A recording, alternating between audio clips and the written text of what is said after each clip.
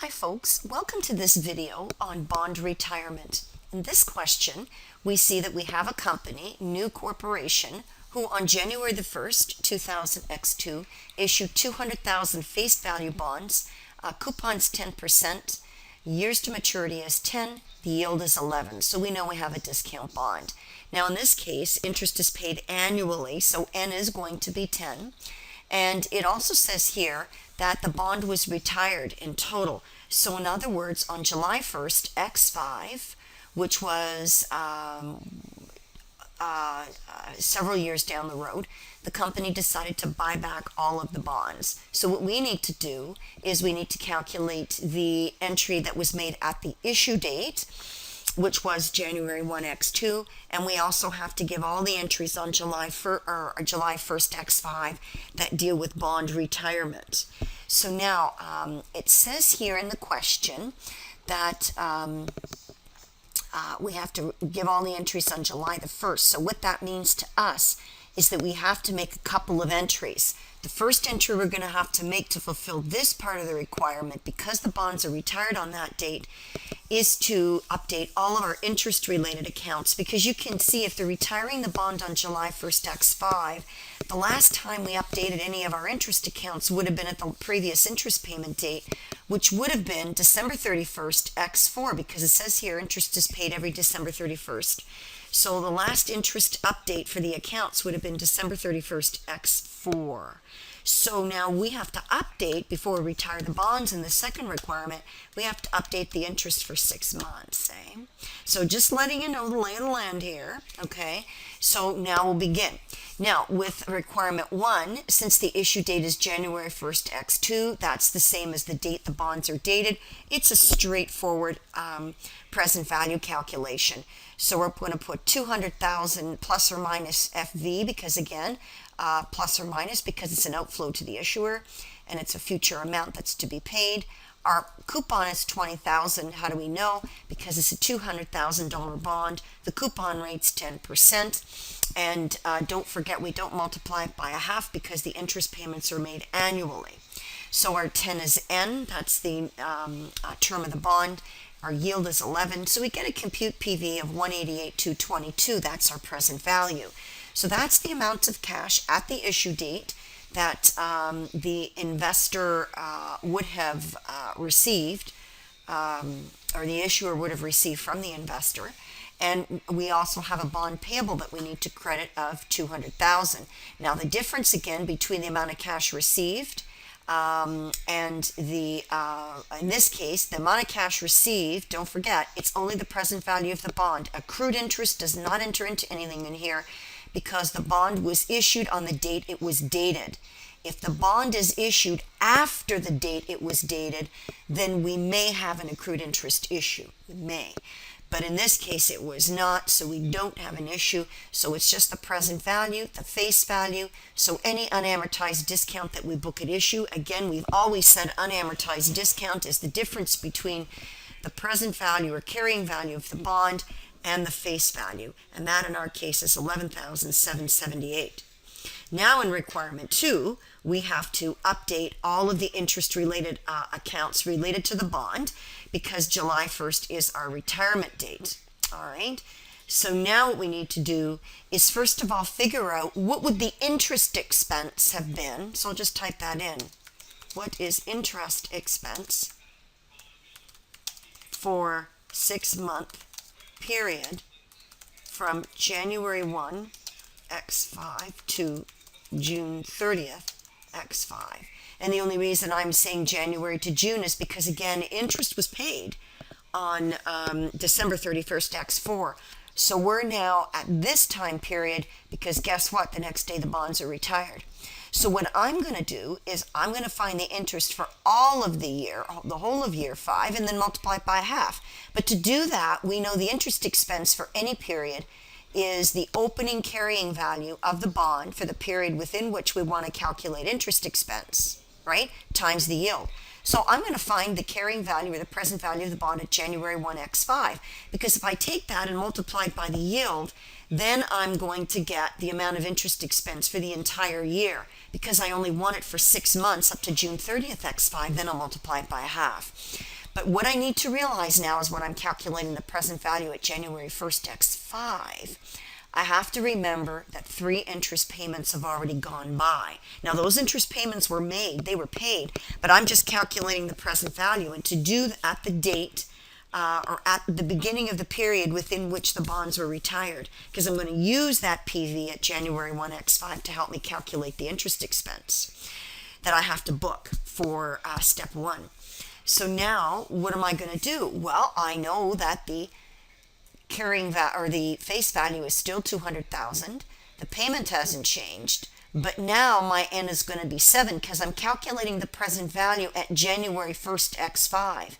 If I was to go the full remainder of the term with the bonds, my N would be 7, right? Because 3 payments have already gone by. Don't forget, whenever you do present value calculation, go back to any of them that you've done. You'll notice every time you're doing it, you're setting your N to be the amount of the future payments, the number of payments yet to be made. At January 1st X5, we would only have 7 payments to be made. We're not considering the fact that we're just retiring it now. We know we're not going to make those 7 payments, right? Those 7 interest payments. But we're using that fact, we're using N equals 7 just to help us calculate the PV at January 1 X5. So now, 11, our yield hasn't changed. So if we do a compute PV, we got 190,576 at this point. So now we can use that 195.76, multiply it by 11% to get interest expense for the year, but I only want it for half a year, so that's going to be 10,482. So now in step 1, what I can do is I can update all my interest accounts. So I'm going to book my interest expense. I'm going to credit my interest payable. Why? Because these bondholders were only invested for 6 of 12 months. If $20,000 is the payment they would get once a year on December 31st, they're not going to be there the full year. They're only there for a half a year because the bonds are being retired July 1st. So once I retire the bonds, I'm going to have to pay them interest of half the year, which is 20,000 times a half. So I've set up my interest payable at 10,000. The difference you can plug for or set it up to balance. And that's going to be your discount on the bonds. So that's your first step. Now what I got to do is remove the bonds from my books. And when I remove them, I have to make sure that I pay them out all the interest that I owe them.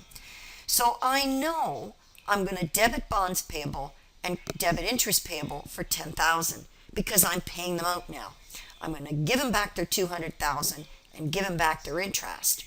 But the total amount of cash that I'm going to give them based on the question, if you go back up here, they tell you you're giving them 101 plus the accrued interest. Well, the accrued interest is what we set up, okay, in step 1. We set up 10,000. So we're going to give them back cash at 1% or 1.01 times 200,000. So we're giving them back 200,000 plus 1% of 200,000, which is 2,000. So 200,000 times 1.01 is 202,000. But don't forget, we also got to pay them back that accrued interest, right? They were in the game for 6 months. So we owed them 10,000 in interest. So we're going to pay them out to 12, right? So now you're looking at what is the discount on the bond. I got to figure that out before I can plug for my gain or loss on retirement to balance the entry. I can't plug for the gain or loss on retirement until I figure out what my discount is that I amortized. Well, the best way to figure, first of all, one thing you got to know is that from January 1st to July the 1st, you amortized 482. But don't forget, there's $200,000 in bonds that are no longer going to be outstanding. When you set up the bonds at the date they were issued, which was January 1 X2, you set up a whole amount for unamortized discount, assuming those bonds were going to be outstanding for the remaining 10 years, but they're not. They're only outstanding for 3.